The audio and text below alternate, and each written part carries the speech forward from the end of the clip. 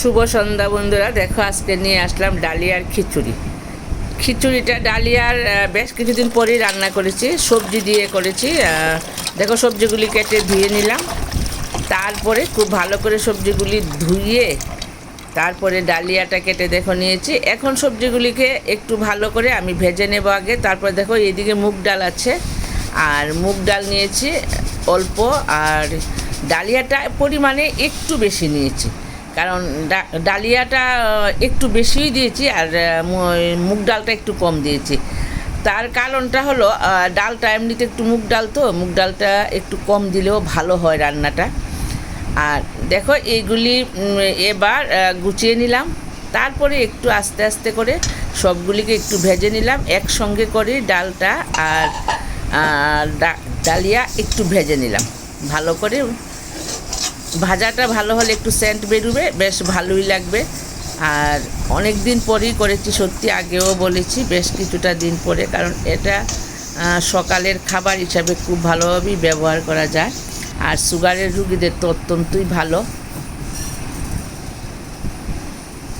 এটা খেলে সুগার বাড়ে না, কিছু না, বেশ ভালোই।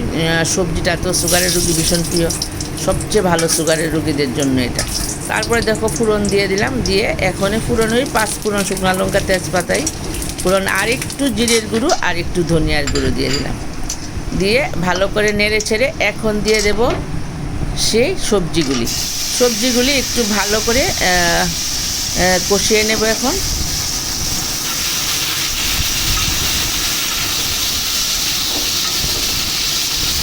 ফোড়নটা বেশ একদম কটকটে ফোড়ন হয়েছে, আর সবজিটা একদম দেখো ভেজে দিচ্ছি, একটু ভালো করে ভেজে সবজিটার মধ্যে দিয়ে দেবো একটু নুন দিয়ে দিলাম। তারপরে এখন দিয়ে দেব সেই ভেজে রাখা মুগ ডাল আর ডালিয়াটা।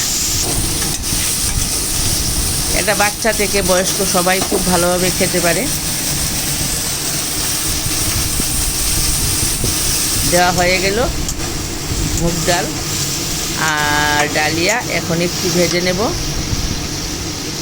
জল দিয়ে সিদ্ধ করে নেব। তারপরে একবারে ফোড়নটা দিয়ে দিয়েছি, ভালো হয়েছে।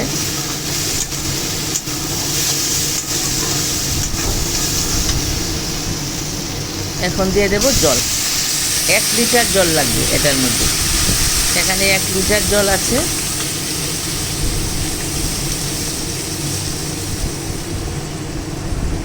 এবার একটু ভালো করে সিদ্ধ হতে হবে। সবজি চাল কুমড়ো, মিষ্টি কুমড়ো, বরবটি দিয়েছি, অল্প ছোট্ট একটা আলু দিয়েছি। আর আলুটা বিশেষ করে আমরা একটু কম খাই, কারণ আমার আলুটা বেশি একটা পছন্দ না।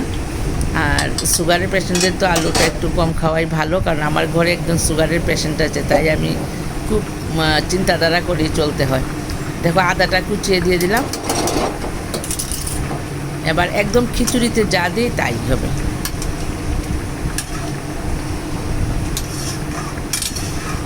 একটু গটগটি এসে পড়ছে।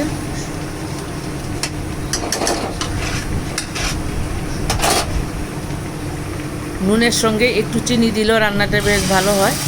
আর নুনের সঙ্গে চিনিটা আমি আজকে দিইনি, আর যাদের চিনি ভালো লাগে একটু চিনি দিয়েও রান্নাটা করে নিতে পারো, বেশ ভালো হয়। আর এদিকে একটা খিচুড়িটা খাওয়ার জন্য একটু ডিমের অমলেট করে নিলাম, ডিমের অমলেট দিয়েই ভালো হবে।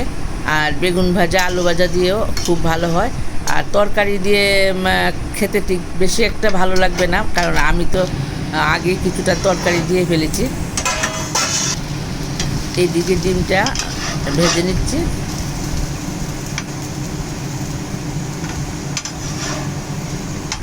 রান্নাটা কমপ্লিট হয়ে গেছে মোটামুটি। বন্ধুরা, আশা করি ভালো লাগবে। যদি ভালো লাগে একটা লাইক, একটা সাবস্ক্রাইব দিয়ে পাশে থেকো।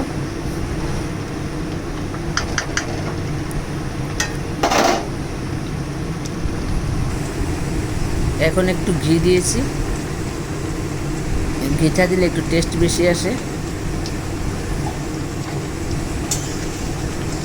তোমরা ইচ্ছা করলে বাদাম দিয়েও করতে পারো।